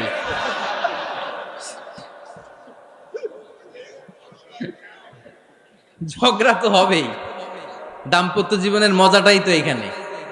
কখনো ঝগড়া, কখনো আনন্দ, একটু বৃষ্টি, একটু রোদ, একটু হাসি, একটু কান্না, ভালো লাগা ভালোবাসা শেয়ার করে নেয়া, মিলেমিশে একাকার হয়ে যাওয়া, ঠিক কিনা? তো আল্লাহর হাবিব সাল্লাল্লাহু আলাইহি ইসলামের সাথে আম্মাজান আয়েশার ঝগড়া হতো। তো একদিন ঝগড়া হয়ে দুইজন রেগে আছে। খবরদার, দুইজন রেগে থাকবেন না আবার। একজন রাগলে আরেকজন থেমে যাবেন, কারণ এই ছোট্ট ঝগড়া থেকে এটা অনেক সময় বিচ্ছেদের দিকে গড়ায়। আমার প্রিয় ফরিদপুরবাসী, ভাবি রেগে গেলে আপনি রাইগেন না, ওই দিন আপনি একটু ঠান্ডা থাকেন। আবার আপনি রেগে গেলে, আমার মাইকের আওয়াজ যদি ভাবিরা শুনেন, আপনারা রেগে যায় না, একটু ঠান্ডা থাকবেন। দুইজনে রেগে গেলে তো তৃতীয় বিশ্বযুদ্ধ শুরু হবে, তাই না? একজন রেগে গেলে আরেকজন ঠান্ডা। কারণ এই সামান্য ঝগড়া থেকে ইগোর কারণে এটা বিচ্ছেদ আর ডিভোর্স পর্যন্ত গড়ায়। আর শয়তান এখানে উস্কানি দেয়, কারণ ইমানদারদের ফ্যামিলি ভাঙতে পারলে শয়তান সবচেয়ে বড় খুশি হয়। আর ইমানদারদের ফ্যামিলি টিকে থাকলে খুশি হয়ে যায় কে? আম্মাজান আয়েশা রাদিয়াল্লাহু তাআলা আনহার সাথে বিষ্ণু ইসা ইসলামের ঝগড়া হতো মাঝে মাঝে। একবার ঝগড়া হলো, বিষ্ণু ইসা ইসলাম রাগ, আম্মাজান আয়েশাও রাগ। বিষ্ণুই বললেন, আয়েশা, ঝগড়া করে আর কতক্ষণ থাকবো, আসো মিটমাট করি। আয়েশা রাদিয়াল্লাহু বললেন, ঠিক আছে, মিটমাট করবো। তো বিষ্ণু ইসা ইসলাম বললেন, মিটমাটের জন্য কারে ডাকবো? ওমর রে ডাকি। কয় না, ওমর রে না, ওমর গালিজ, ওমর অনেক রাগে, আমার ডর লাগে। কয় তাহলে তোমার আব্বারে ডাকি। কয় ডাকেন। কি খুশি! মেয়েদের মধ্যে অভ্যাসটা আছে না নাই? তাহলে তোমার আব্বারে ডাকি, ডাকেন। ডেকে নিয়ে আসা হলো। আবু বকর রাদিয়াল্লাহু তাআলা আনহু দাঁড়ালেন, আম্মাজান আয়েশা দাঁড়ালেন, বিশ্বনবীও দাঁড়ালেন। বিশ্বনবী বললেন, আয়েশা, তোমার আব্বা আসছে, এবার ঘটনা খুলে বলার পালা। তুমি বলবা নাকি আমি বলবো? আম্মাজান আয়েশা বললেন, আপনি বলেন, তবে ওয়ালা তাকুল ইল্লা হাক্কান, যেটা ঘটছে ওইটাই বললেন, মিথ্যা কথা কইেন না। আবু বকর রাদিয়াল্লাহু তাআলা রেগে মেগে আগুন। কি এই কথা তুমি কেমন করে বলো? বিশ্বনবীকে মিথ্যা কথা কখনো বলবে? রেগে মেগে দিলেন মেয়ের গালে এক চড়। বানিয়ে বলতেছি না, মুসনাদ আহমদ ইবনে হাম্বলের হাদিস। বাবার হাতের থাপ্পড়কে আম্মাজান আয়েশা উল্টে বললেন। সাইয়েদনা আবু বকর রাগে গড়গড় করছেন, আবার মারার জন্য তেড়ে গেলেন। এবার বাঁচার জন্য আম্মা জান আয়েশা বিশ্বনবীর পিছনে যে আশ্রয় নিলেন, বিশ্বনবী বাঁচানোর জন্য দুই হাত মেলে দাঁড়িয়ে গেলেন। পড়েন সুবহানাল্লাহ। বিশ্বনবী যখন দুই হাত মেলে দাঁড়িয়ে গেলেন, সাইয়েদনা আবু বকর রাদিয়াল্লাহু আনহু থেমে গেলেন। সাইয়েদনা আবু বকর রাদিয়াল্লাহু তাআলা আনহু ঘর থেকে বের হয়ে বারান্দায় দাঁড়ালেন। পড়েন সুবহানাল্লাহ। এবার বিশ্বনবী আম্মা জান আয়েশার কাছে যেয়ে বলেন, ইয়া আয়েশা কাইফা রাআইতিনি আনকাসতুকি মিনার রাজুল, দেখছো কেমনে বাঁচাইলাম? আমি না থাকলে ভর্তা বানাই ফেলতো আজকে। আমি বাঁচাইছি তোমারে, আমি আমার লগে ঝগড়া করো তুমি। লজ্জায় পড়ে আম্মা জান আয়েশা খিলখিল করে হেসে দিলেন, বিশ্বনবীও হেসে দিলেন। দুইজনের হাসির মধুর আওয়াজ শুনে সাইয়েদনা আবু বকর বাইরে থেকে অবাক, কিরে এতক্ষণ না ঝড় তুফান, এখন দেখি হাসি। সালাম দিয়ে অনুমতি নিয়ে ভিতরে ঢুকলেন। ঢুকে দেখেন আম্মা জান আয়েশাও হাসে, বিশ্বনবীও হাসে। এ হাসি দেখে আবু বকর রাদিয়াল্লাহু আনহু হেসে দিলেন। আরশের উপর থেকে খুশি হয়ে গেলেন কে? এবার সাইয়েদনা আবু বকর রাদিয়াল্লাহু তাআলা আনহু বললেন, ইয়া রাসূলুল্লাহ আশরিকানি ফি সিলমিকুমা কামা আশরাকতুমানি ফি হারবিকুমা। ও নবী, যুদ্ধ লাগলে, দুইজন যুদ্ধ লাগলে মীমাংসার জন্য যেমনি আমারে ডাকেন, এরকম হাসি আর আনন্দের মুহূর্তেও আমারে একটু ডাইকেন। আশরিকানি ফি সিলমিকুমা কামা আশরাকতুমানি ফি হারবিকুমা। নবী, আপনাদের মধ্যে ঝগড়া লাগলে সন্ধি করার জন্য আমারে যেমনি ডাকেন, আপনাদের হাসি খুশি আনন্দ খুনসুটি এই মজাদার মুহূর্তগুলোতে আমারে বঞ্চিত রাখেন না, আমার একটু ডাইকেন। সুবহানাল্লাহ পড়েন। এই মুসনাদে আহমদ ইবনে হাম্বলের হাদিস শোনার উদ্দেশ্য হচ্ছে, বিশ্বনবী প্রথমে ওমরে ফারুকের নাম বলেছিলেন। সাইয়েদনা আয়েশা বলে, না আমি ডরাই। হাইবাত, দিস ইজ কল্ড হাইবাত ওমর। একবার বিশ্বনবীর সব বিবিরা ধরলেন, ও নবী আমাদেরকে এটা দেন, ওইটা দেন, ঘরে এটা নাই, ওইটা নাই, ওইটা নাই। বিশ্বনবীকে, আমার কাছে কিচ্ছু নাই, যদি এমনি আমার বউ হয়ে থাকতে চাও থাকো, তাহলে তা না হলে যা লাগবে কিনে দেব, সাথে সাথে তালাকও দিয়ে দিব। কিছু দিতে পারবো না, আমার নাই তো, সামর্থ্য নাই। কিন্তু বিবিরাও ছাড়া না, এটা দেন ওইটা দেন। বিশ্বনবী রহমতের নবী, বিবিদেরকে বুঝাতেও পারেন না, বিবিরা আবদার করতেছে, নবী এটা লাগবে ওইটা লাগবে। ইন দ্য মিন টাইম বিশ্বনবী একজনের সালাম শুনতে পেলেন। কে যেন দরজায় দাঁড়িয়ে বলতেছে, আসসালামু আলাইকুম। বিশ্বনবী দরজার দিকে তাকালেন, তাকিয়ে বললেন, ওয়া আলাইকুমুস সালাম। আর বুঝতে পারলেন এটা আমার ওমরের সালাম। সালাম দেওয়ার পরে বিবিদের দিকে তাকায় দেখে একজন বিবিও নাই, সব অন্দরমহলের ভিতরে দৌড়। সুবহানাল্লাহ পড়তে পারলেন না? This is our super hero Omar. এরকম ওমর একটা লাগবে, চিল্লায় বলেন কয়টা? একটা ওমর গোটা বিশ্বকে সোজা করে দিবে। একটা ওমর সবল আর দুর্বলের সব পার্থক্য দূর করে দিবে।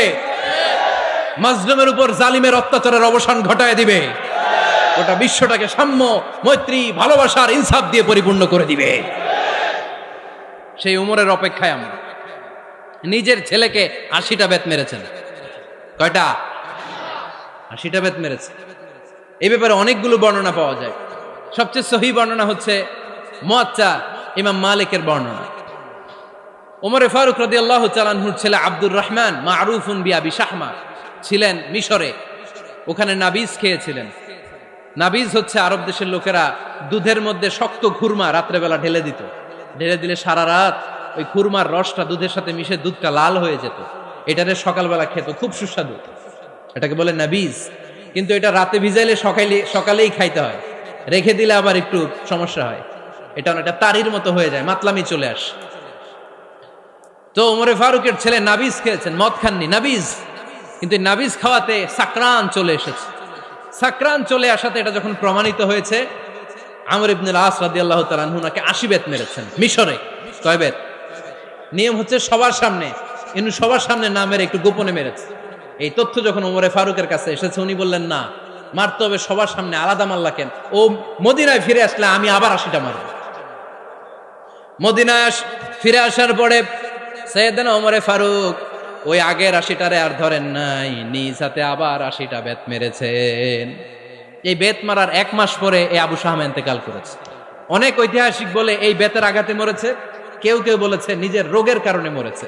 কিন্তু দিস ইজ দ্য ইনসাফ সিস্টেম অফ ওমর। নিজের ছেলে বলে ছেড়ে দেয় নাই। এখন নিজের ছেলে হইলে 7 খুন মাফ, নেতার ছেলে হইলে 10 খুন মাফ, এলাকার মোড়লের ছেলে হইলে 10 খুন মাফ। নো পার্সিয়ালিটি ইন ইসলাম। ইসলামে পার্সিয়ালিটি নাই। আপনি নেতার ছেলে হন, আপনি বিজনেস ম্যাগনেটের ছেলে হন, আপনি যেই হন না কেন, ইসলামের দৃষ্টিতে সবাই সমান। চিল্লায় বলেন ঠিক কিনা? বানু মখজুমিয়া গোত্রের এক নারী চুরিতে ধরা পড়ল। সাহাবারা বললেন, নবী, মদিনার সবচেয়ে ভ্যারি প্রেস্টিজিয়াস এন্ড ডিগনিফাইড ফ্যামিলির মেয়ে, আপনি হাত কাইটেন না, কারণ ইসলামের নিয়ম চুরি করলে কি কেটে দাও। বিশ্বনবী বললেন, বলো কি, হাত না কাটার জন্য তোমরা আমাকে রেকমেন্ড করছো? এটা আল্লাহর আইন, পৃথিবীর কেউ রেকমেন্ড করলো শোনার ক্ষমতা আমার নাই, কারণ আইনটা দিয়েছে কে? লাউ কানাত ফাতিমাতু বিনতি মুহাম্মাদিন সারাকাত লাকাতা মুহাম্মাদুন ইয়াদাহা। আরে বনু মাকসুমিয়া মেয়ে তো দূরের কথা, আমার কলিজার টুকরা ফাতেমাও যদি আজ চুরিতে ধরা পড়তো, তার হাত কেটে দিতে আমি 1 মিনিটও দেরি করতাম না। দিস ইজ ইসলাম। এই হচ্ছে ওমরে ফারুকের মানাকিব। এরকম ওমরে ফারুক কয়টা লাগবে? আওয়াজ করে বলতে হবে, কয়টা লাগবে? একটা লাগবে। এই সাইয়েদনা ওমরে ফারুক মদিনার প্রথম চিফ জাস্টিস ছিলেন। সর্বপ্রথম উনার পরামর্শে সাইয়েদনা আবু বকর রাদিয়াল্লাহু তাআলা আনহু কোরআনকে সংকলন করেছেন। আমরা এই যে কোরআন পড়ি 30 পারা, এমদাদিয়া লাইব্রেরির 114টা সূরা, কত সুন্দর সন্নিবেশ করা হয়েছে, এখানে সাজানো হয়েছে। আল্লাহর হাবিব সাল্লাল্লাহু আলাইহি ওয়াসাল্লামের সময় কি এরকম কোরআন ছিল নাকি? ছিল না। খেজুর পাতার মধ্যে, গাছের বাকলের মধ্যে, ওটের বড় হাড্ডির মধ্যে আর পাথরের মধ্যে খোদাই করা কোরআন ছিল। সাইয়েদনা আবু বকরের সময় রাদিয়াল্লাহু তাআলা আনহুর সময় যুদ্ধ হলো, 70 জন হাফেজ সাহাবী ইন্তেকাল করলেন। সাইয়েদনা আবু বকর রাদিয়াল্লাহু তাআলা আনহুকে ডেকে ওমরে ফারুক বললেন, ও আবু বকর, এইভাবে হাফেজে কোরআন সাহাবীরা যদি দুনিয়া থেকে বিদায় হয়ে যায়, আল্লাহর কোরআনও তো বিদায় হয়ে যাবে। আমার পরামর্শ হলো, আপনি সব বয়োজ্যেষ্ঠ সাহাবীদেরকে একসাথে করে কোরআনের সব কাগজগুলোকে একসাথে করে একটা নির্ধারিত কপির মধ্যে কোরআনকে সংকলন করে ফেলেন। সাইয়েদনা আবু বকর বললেন, যেটা আমার নবী করে না, এটা আমি কেমনে করি? কিন্তু ওমরে ফারুক নাছরবান্দা বলে না, এটা করলে কোনো খারাপ হবে না, ভালোই হবে। মুসলিম উম্মার জন্য এক জায়গায় কোরআন সন্নিবেশিত থাকবে, আপনি করেন। সাইয়েদনা আবু বকর রাজি হয় না, ওমরে ফারুকও ছাড়ে না। ওমরে ফারুক বলতে বলতে বলতে বলতে এমন ভাবে সাইয়েদনা আবু বকর রাদিয়াল্লাহু তাআলা আনহুকে ধরলেন, সব শেষে সাইয়েদনা আবু বকর ওমরে ফারুকের কথায় কোরআন সংকলনে রাজি হয়ে গেলেন। পড়েন সুবহানাল্লাহ। উনি বললেন, ওমর যখন আমাকে বারবার বুঝাতে লাগলো, আল্লাহ তাআলা আমার হৃদয়টা ওমরের কথা শোনার জন্য খুলে দিলেন। আল্লাহ তাআলা কেমন যেন আমাকে ইলহাম করলেন, আবু বকর করো, এই কাজের মধ্য দিয়ে আমি আমার কোরআনকে গোটা বিশ্বে জীবিত রেখে দেব। This is Omar. এই যে আমরা হিজরি সনের যে আমরা গণনা করি, এই হিজরি সনের প্রবর্তক হচ্ছে সাইয়েদনা ওমরে ফারুক। সাইয়েদনা ওমরে ফারুক এই হিজরি সনের গণনা শুরু করেছেন। সাহাবারা বলল, আমিরুল মুমিনিন, খ্রিস্টানদের ঈসাই সন আছে, আমাদের মুসলমানদের কোনো সন নাই। আমাদের একটা সন থাকলে আমাদের জিজিয়া নিতে, আমাদের যাকাতের টাকা উত্তোলন করতে অনেক সুবিধা হবে। ওমর ফারুক বললেন, তাহলে কোন সালকে হিজরি, কোন সালকে মুসলিম সাল হিসেবে আমরা ঘোষণা দিতে পারি? একজন বলল, আমার নবী যেই সালে জন্মগ্রহণ করেছেন ওই সালে। ওমর ফারুক বললেন, না, আমার নবীর জন্ম আমাদের জন্য খুশির দিন, কিন্তু এটা আমাদের জন্য প্রেরণা নয়, প্রেরণা নবীর কাজে, ঠিক কিনা? আরো কিছু সাহাবারা বলল, তাহলে যেই সালে আমার নবী ইন্তেকাল করেছে ওইটারে প্রথম সাল ধরেন। ওমর ফারুক বললেন, না, যেদিন তিনি ইন্তেকাল করেছেন এটা আমাদের দুঃখের দিন, এটা আমাদের প্রেরণা নয়। আমাদের প্রেরণা হচ্ছে বিশ্বনবীর ত্যাগ, তিতিক্ষা আর কাজের মধ্য দিয়ে। জোরে কোন ঠিক কিনা? ওমর ফারুক বললেন, যেদিন বিশ্বনবী ইসলাম রক্ষায় নিজের মাতৃভূমি ছেড়ে মক্কা থেকে মদিনায় গিয়েছেন, ওই দিনটাকে হিজরি প্রথম দিন ধরে আমরা হিজরি সাল গণনা করে শুরু করে দেব। ওইটাই হচ্ছে হিজরি সন। সেখান থেকে হিজরি সনের প্রবর্তন করেছেন সাইয়েদনা ওমর ফারুক রাদিয়াল্লাহু তাআলা আনহু। এই যে স্টেট গভর্নমেন্ট, এই যে প্রিজন, জেলখানা, ক্যান্টনমেন্ট, সচিবালয়, গণভবন, বঙ্গভবন, মুক্তিযোদ্ধাদের ভাতা, রাষ্ট্রীয় ভাতা, এই সব নিয়ম কানুন সাইয়েদনা ওমর ফারুক তার রাষ্ট্রীয় আমলে তিনি নিজে করেছেন। চিল্লায় পড়েন আল্লাহু আকবার। মুসলমানদের আলাদা কারেন্সি, নিজস্ব মুদ্রা ব্যবস্থা নিজে চালু করেছেন। সৈনিকদের মধ্যে যারা বিবাহিত, প্রতি 6 মাস অন্তর অন্তর 1 মাসের ছুটি কাটাতে তারা ফিরে আসবে, সাইয়েদনা ওমর ফারুক চালু করেছেন। চিল্লায় আওয়াজ করে পড়েন আল্লাহু আকবার। এই যে আমরা 20 রাকাত সালাতুত তারাবি পড়ি রমাদানে, পড়েন না আপনারা? এটা সাইয়েদনা ওমর ফারুক চালু করেছে। সুবহানাল্লাহ পড়তে পারলেন না? কোরআনে মোট 22টা আয়াত আছে যেখানে সাহাবারা ইনডিসিশনে ভুগছিলেন। বিশ্বনবীর মত একটা, ওমর ফারুকের মত আর একটা। এই 22 জায়গায় আল্লাহ তাআলা বিশ্বনবীর মতের পক্ষে আয়াত নাজিল না করে ওমরে ফারুকের মতের পক্ষে করোনার আয়াত নাজিল করেছেন। আওয়াজ করে পড়েন আল্লাহু আকবার। এদিকে উঠলেন কেন আপনারা? যারা উঠছেন আমার দিকে তাকান।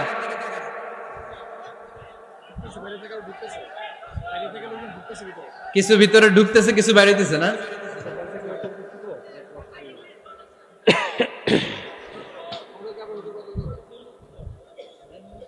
সাইয়েদনা ওমর ফারুক, আমরা সাহাবীদের জীবন চরিত পড়তে চাই না, কত যে অনুপ্রেরণামূলক দৃষ্টান্ত সাইয়েদনা ওমর ফারুক আমাদের জন্য রেখে গিয়েছেন। ওমর ফারুক যখন খলিফা, দিনের বেলায় যদি রাষ্ট্রে কোনো নিয়ম জারি করতেন, দিনের বেলায় জনগণকে কোনো বিষয়ে যদি নিষেধ করতেন, রাত্রে বেলায় খাওয়ার সময় ফ্যামিলি মেম্বারদের সবাইকে বলতেন, এই দিনের বেলা আমি জনগণকে এই কাজ করতে নিষেধ করেছি, তোমরা আমার ফ্যামিলি মেম্বার, খবরদার তোমরা এই কাজ করো না। জনগণ করলে যতটুকু শাস্তি, তোরা করলে পাবি ডবল শাস্তি। সুবহানাল্লাহ কইবেন না? আমাদের নেতারা ওই বাড়ির বিচার করে, ওই বাড়ির মাইয়ার বিচার, ওই বাড়ির পোলার বিচার, নিজের পোলা গাঞ্জা টানে আছে না নাই? নিজের মেয়ে অপরাধ করে আছে না নাই? কি নেতা ছিলেন ওমর ফারুক! আগে নিজের ঘর সামলিয়েছেন, আগে নিজেকে সামলিয়েছেন, নিজের ঘর ঠিক করেছেন। বলেছেন জনগণ করলে যত বেদ, তোরা করলে double Veda. This is call leader, ঠিক কিনা?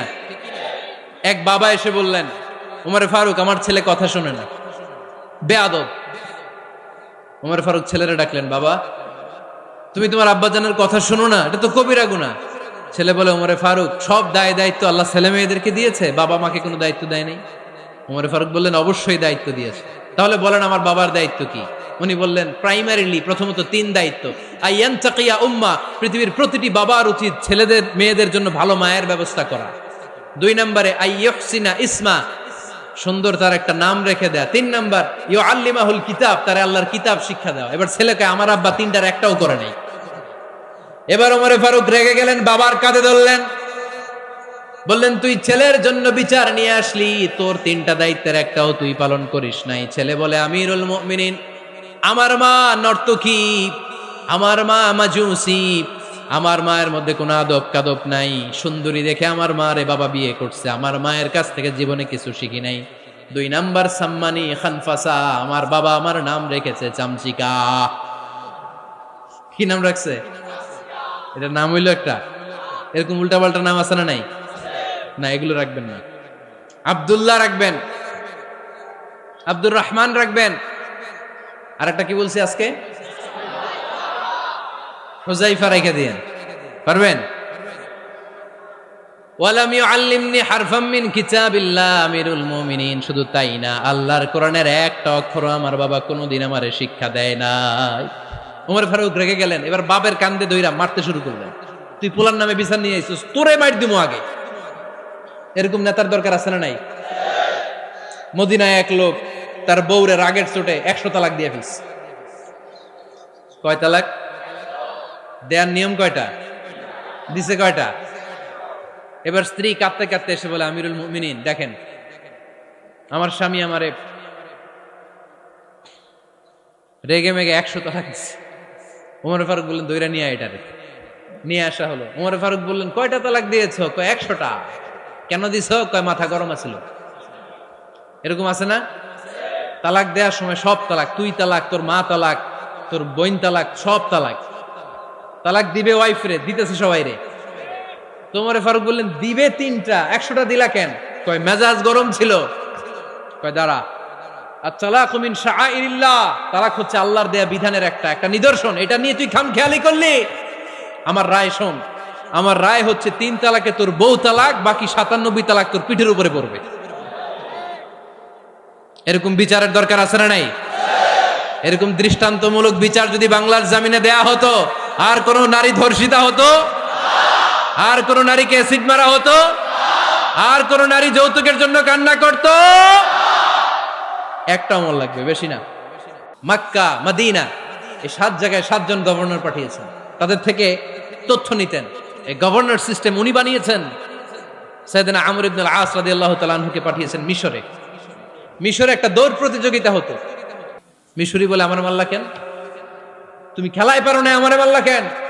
কয় আনা ইবনুল আকরামিন, আমি গভর্নরের পোলা। আমি যা বলবো এটাই হবে, আমার উপরে কথা নাই।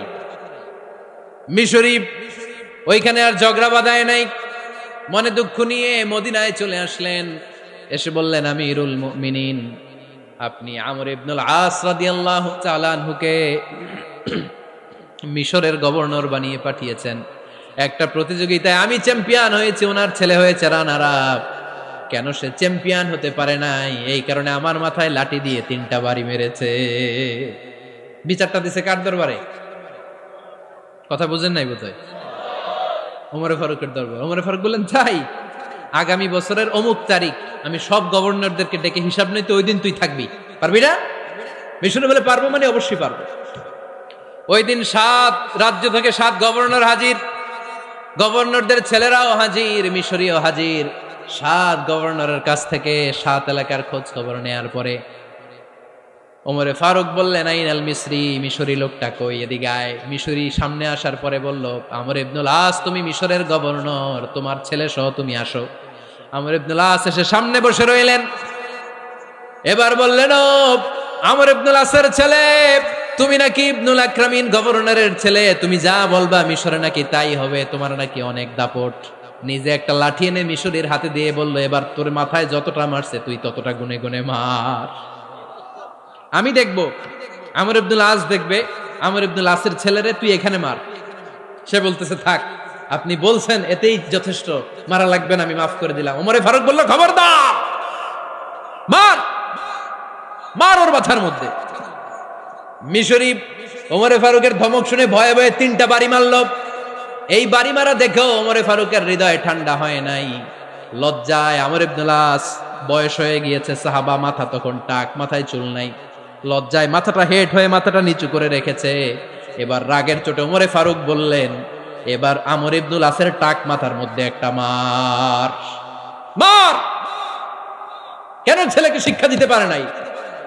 ইয়া আমর ইবনুল আস, মাতা জাআলতুমুন নাস আবিদা, জনগণ তাদেরকে দেখভাল করার জন্য তোমাদেরকে পাঠানো হয়েছে, তাদের উপর কোনো অত্যাচার করার জন্য নয়। চিল্লায় বলেন ঠিক কি না? এরকম নেতা কয়টা লাগবে? কয়টা? ওই নেতার নাম কি? ওমর। হা হুয়া ইয়াতি ওমর। 22 জায়গায় বিশ্বনবী কয় একটা, ওমরে ফারুক বলে আর একটা। আল্লাহ বলে, বিশ্বনবী আপনার পক্ষে আমি আয়াত নাজিল করতে পারলাম না, আমি ওমরের পক্ষে নাজিল করে দিলাম। বিশ্বনবী বলতেন, ইন্নালি কুল্লি উম্মাতিন মুহাদ্দাস, সব উম্মতের মধ্যে, সব নবীর উম্মতের মধ্য থেকে একজন করে আল্লাহ তাকে মুহাদ্দিস বানাতো। মুহাদ্দিস না, মুহাদ্দাস। মুহাদ্দাস মানে এমন লোক যিনি যা ভাবতো ওই ভাবনাটাই আল্লাহ আয়াত হিসেবে নাজিল করে দিতেন। বিশ্বনবী বলেন, আমার উম্মতের মধ্যে মুহাদ্দাস হচ্ছে সাইয়েদনা ওমর। মদিনার সবচেয়ে বড় মুনাফিকের নাম আব্দুল্লাহ ইবনে উবাই ইবনে সালুল, সব মুনাফিকদের সরদার, কিন্তু এই মুনাফিকের ছেলেটা হলো পাক্কা ইমানদার। এই ছেলের নাম হলো আব্দুল্লাহ। আওয়াজ করে বলেন, ছেলের নাম কি? আব্দুল্লাহ ইবনে উবাই ইবনে সালুল, মুনাফিক সরদার যখন ইন্তেকাল করলো, সাইয়েদনা আব্দুল্লাহ রাদিয়াল্লাহু তাআলা আনহু বিশ্বনবীর কাছে এসে চোখের পানি ছেড়ে ডেকে বলে, নবী আপনিও জানেন, আমিও জানি, মদিনার সবাই জানে আমার আব্বা মুনাফিকদের সরদার, কিন্তু আমার মন তো মানে না, আমার তো পিতা, আমার তো বাবা লাগে, আমার তো মন মানে না। আপনিও জানেন মুনাফিক, আমিও জানি মুনাফিক। নবী আপনার দরবারে কিছু আমি চাই না, আপনার গায়ের একটা জামা দেন, আপনার জামাটা পরিয়ে আমার বাবারে দাফন দিব। এর উসিলায় যদি আমার আব্বারে আল্লাহ মাফ করে দেয়, দয়ার নবী মায়ের নবী জামা খুলে দিয়ে দিলেন। পড়েন সুবহানাল্লাহ। আব্দুল্লাহ রাদিয়াল্লাহু তাআলা আবার আবদার চললেন, নবী জানি আমার বাবা মুনাফিক, কিন্তু আমার তো বাবা, আপনার দরবারে ফরিয়াদ, আপনি নিজে যে আমার বাবার জানাজার নামাজের ইমামতি করবেন। দয়ার নবী মায়ার নবী জানাজার নামাজে যেতে চাইলেন। ওমরে ফারুক বললেন, নবী না, খবরদার, আপনি উবাই ইবনে সালুলের জানাজায় যাবেন না। বিশ্বনবী জোর করে যেতে চাইলেন। সাইয়েদনা ওমরে ফারুক বিশ্বনবীর জামা পেছন থেকে টেনে ধরলেন। আল্লাহু আকবার। টেনে ধরলেন, যাবেন না আপনি। ওমরে ফারুকের হাত থেকে হ্যাচকা টান মেরে জুব্বা টান দিয়ে বিশ্বনবী জানাজায় চলে গেলেন। রব্বুল আলামিন আয়াত নাজিল করলেন, ইস্তাগফির লাহুম আও লা তাস্তাগফির লাহুম ওয়া ইন তাস্তাগফির লাহুম 70 মাররাতান ফালান ইয়াগফিরাল্লাহু লাহুম। নবী গো, একবার নয়, দুইবার নয়, 70 বারও যদি এই মুনাফিকের জন্য আপনি ক্ষমা চান, তার জন্য ক্ষমা নাই, তার জন্য আছে জাহান্নাম। ওয়ালা তাকুম, আপনি যাবেন না আলা কবরি, কখনো তাদের জানাজায় যাবেন না। এই যে একটা ভুল করে ফেলছেন, এটা এইবারই শেষ, এরপরে আর যাবেন না। সাইয়েদনা ওমর ফারুকের পক্ষে আল্লাহ তাআলা কোরআনের আয়াত নাজিল করে দিলেন, চিল্লায় পড়েন আল্লাহু আকবার। এভাবে 22টা জায়গায় ওমর ফারুক যা বলেছে এটা নিয়ে একটা আলাদা আলোচনা হইতে হবে, আলাদা একটা আলোচনা লাগবে যে 22টা আয়াতে আল্লাহ তাআলা বিশ্বনবীর পক্ষে কোরআনের আয়াত নাজিল না করে সাইয়েদনা ওমর ফারুকের পক্ষে আয়াত নাজিল করেছেন, চিল্লায় পড়েন সুবহানাল্লাহ। ওই ওমর ফারুককে আমাদের মডেল বানানোর দরকার আছে না নাই? ওই ওমর ফারুকের জীবনী আমাদের ছেলে মেয়েদেরকে পড়ানোর দরকার আছে না নাই? আমাদের ভবিষ্যৎ প্রজন্ম এগুলো জানে না। ওরা সালমান খান দেখে বড় হয়, ওরা শাহরুখ খান দেখে বড় হয়, ওরা ঋত্বিক রোশনকে দেখে বড় হয়, ওরা মনে করে যে এরাই বড় সুপার হিরো। আমাদের যে কত বড় সুপার হিরো আছে এরা জানেই না। নতুন প্রজন্মের কর্ণকহুরে সাইয়েদনা ওমর ফারুকের ইতিহাস পৌঁছে দেওয়ার দরকার আছে না নাই? ওমর ফারুকের ইন্তেকালের ঘটনাটা বলেই আমরা মোনাজাতের দিকে যাব। শুনবেন? শুনতে চান? উনি স্বপ্নে দেখলেন একটা লাল মোরগ ওনাকে 3টা ঠোকর মেরেছে। কয়টা? উনি জুমার নামাজে, জিলহজ মাসের শেষ সপ্তাহে জুমার নামাজে বললেন যে একটা লাল মোরগ 3টা ঠোকর মেরেছে। মুগীরা ইবনে শুবা রাদিয়াল্লাহু তাআলা আনহুর দাস আবু লুলু আল মাজুসি, এই লোকটা খঞ্জর বানাতে পারত। মুগীরা রাদিয়াল্লাহু তাআলা আনহুর দাস। মুগীরা প্রতিদিন 4 দিরহাম করে চার্জ করত, যেহেতু দাস। সে এসে বিচার দিল, আমিরুল মুমিনিন, মুগীরা আমার থেকে বেশি টাকা চায়, জুলুম করে। ওমর ফারুক বললেন, তাই? তুমি কি কাজ জানো? বলে, আমি খঞ্জর বানাতে জানি। বাড়ি কই? পারস্য। আরে তুমি খঞ্জর বানাতে জানলে তো 4 দিরহাম অনেক কম, সে তো আরো বেশি টাকা নেওয়া দরকার ছিল তোমার থেকে। আবু লুলুর এই কথা পছন্দ হয় নাই। সে কয়, ওমর তুমি সবারে দয়া দেখাও আর আমার ক্ষেত্রে কঠিন নিয়ম বানাইলা, দাঁড়াও এই নিয়ম তোমারে আমি দেখাবো। এই রাগে সে বাড়িতে যে একটা খঞ্জর বানালো। কি বানালো? খঞ্জর চিনেন? ছোট্ট ছুরি। কিছুদিন আগে ওমানের সুলতান কাবুস ইন্তেকাল করেছে, জানেন আপনারা? ওনার এই কোমরের মধ্যে খঞ্জর থাকতো, ছবিতে দেখছেন? আরব শায়েখ যারা সুলতান আমির, কোমরে কি থাকে? ছোরা থাকে, খঞ্জর। সে বাসায় যে একটা খঞ্জর বানালো, যেই খঞ্জরের 2 মাথা, লাহু রাসান ওয়া মাকবাদাতুহু ফি ওয়াসাতি, আর ধরার হ্যান্ডেলটা মাঝখানে, এদিকেও ছুরি এদিকেও ছুরি, যাতে এইভাবে এইভাবে মারা যায়। সে ধার দিতে লাগলো আর বলল, ওমর দাঁড়াও তোমারে আমি দেখাবো। ওমর ফারুক মসজিদে নববীর ইমাম, ফজরের নামাজের সময় এ আবু লুলু আল মাজুসি বুরনুস পরে, চাদর পরে, লুকিয়ে লুকিয়ে, সে অগ্নি উপাসক, মুমিন নয়। ওমর ফারুককে অ্যাটাক করার জন্য গেলেন মসজিদে নববীতে। ওয়াকানু ইউসাল্লুনা বিগালাস, তখন ওনারা অন্ধকারে নামাজ পড়তেন। নামাজের সময় যখন হলো, লুকিয়ে লুকিয়ে প্রথম কাতারে ওমর ফারুকের পিছনে মুয়াজ্জিনের পাশেই দাঁড়ালো, হাতে খঞ্জর। একামত হলো, ওমর ফারুক সালাত শুরু করলেন, ফজরের সালাত, আল্লাহু আকবার। নামাজ শুরু করলেন, সূরা ফাতিহা বললেন। আরেকটা সূরা যখন পড়তে যাবেন, in the mean time Abu Lulu এই খঞ্জর নিয়ে ওমর ফারুকের বুকের মধ্যে 3টা স্টেবিং করলেন। একটা মারলেন নাভির নিচে, মারার সাথে সাথে পাকস্থলী কেটে গেল। আরেকটা মারলেন পাজরে, পাজর ছিঁড়ে গেল। 3টা মারার পরে ওমর ফারুক বললেন, কাতালানি আল কালব, এক কুকুর আমাকে মেরে ফেলেছে। পেছন থেকে এক সাহাবীকে টান মেরে সামনের দিকে নিয়ে গেলেন, তুমি নামাজের ইমামতি করাও। আর ওমর ফারুককে বাকিরা ধরাধরি করে পেছনে নিতে আরম্ভ করলেন। আর এই আত্মাই আক্রমণ যে করেছে, সে কাতারের মাঝখান দিয়ে যেতে আরম্ভ করলো আর 2 দিকে ছুরি মারতে আরম্ভ করলো। 13 জন সাহাবীর গায়ে ছুরি মেরেছে, 7 জন সাহাবা স্পট ডেথ, জায়গায় মৃত্যু। এই ভয়ঙ্কর অবস্থা দেখে এক সাহাবী বুরনুস, এক ধরনের জুব্বা আছে মাথাওয়ালা, অনেকে জ্যাকেট পরছেন না এরকম মাথাওয়ালা, লম্বা জুব্বা আছে, আরবরা শীতে পরে মাথাওয়ালা। এই মাথাওয়ালা জুব্বা বের করে এক সাহাবী জালের মতো তার দিকে উড়ায় মারল। ওই বুরনুসের মধ্যে পেঁচিয়ে আবু লুলু মাটিতে পড়ে গেল আর সুইসাইড করে ফেলল, নিজের বুকে নিজে মেরে আত্মহত্যা। যেই সাহাবীকে ইমামতির জন্য দাঁড় করালেন, উনি ছোট্ট সূরা দিয়ে, প্রথম রাকাতে সূরা আল কাউসার, দ্বিতীয় রাকাতে সূরাতুল ইখলাস দিয়ে নামাজ শেষ। ওমর ফারুক বেহুশ। ওমর ফারুক কি? হ্যাঁ, বেহুশ। সবাই কান্নাকাটি করতেছে, সবাই দেখতে গেলেন, এখন হুঁশ ফিরে না। মুখের মধ্যে, মুখ খুলে রাষ্ট্রের চিকিৎসক মুখের মধ্যে দুধ দিলেন, ওই নাভি দিয়ে দুধ বের হয়ে যায়। পাকস্থলী কেটে ওখান দিয়ে দুধ বের হয়ে যাচ্ছে। তারা বললো ওনারে বাঁচানো সম্ভব না, দেখেন হুঁশ ফিরে কিনা। হুঁশ ফিরলে ওনার পরে কে আমির হবে, উনি যেন প্যানেল ঠিক করে দিয়ে যায়। সবাই তাকিয়েছে ওমরে ফারুকের চোখের দিকে। আল্লাহর মেহেরবানিতে ঘন্টা খানিক পরে উনি চোখ খুললেন। চোখ খোলার পরেই বলেন নাই, ও মা আমি মরে যাই। চোখ খোলার পরে উনি বলেন নাই, কে মারলো আমারে। চোখ খোলার পরে উনি বলেন নাই, আমার পরে নেতা কে হবে। চোখ খোলার পরে সর্বপ্রথম কথাটি ছিল, আসল্লান নাস, আমার নেতৃত্বে যে ফজরের নামাজটা শুরু হয়েছিল এটাকে ঠিকমতো তোরা পড়েছিলি?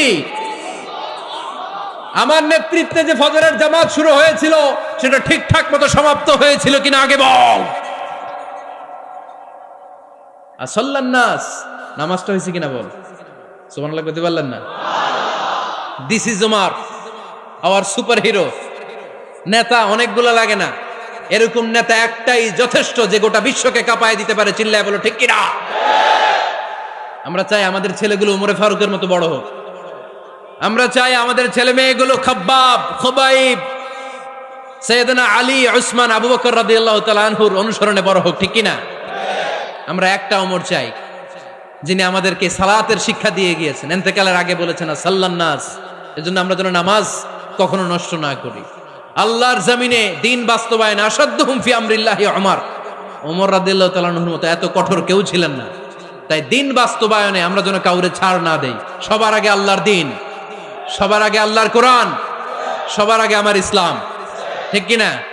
চাইলেই কেউ এদেশ থেকে ইসলামরে মিটাই দিতে পারবে না। যে দেশে আল্লাহু আকবার ধ্বনির সাথে সাথে সূর্য উঠে যায়, আল্লাহু আকবার ধ্বনির সাথে সাথে সূর্য ডুবে যায়, সে দেশে আর কিছু থাকবে না থাক আমার ইসলাম থাকবেই, আর কিছু থাকবে না থাক আমার কোরআন থাকবেই। সে ইসলামের সাথে থাকতে রাজি আছেন তো? কোরআনের সাথে থাকতে রাজি আছেন তো?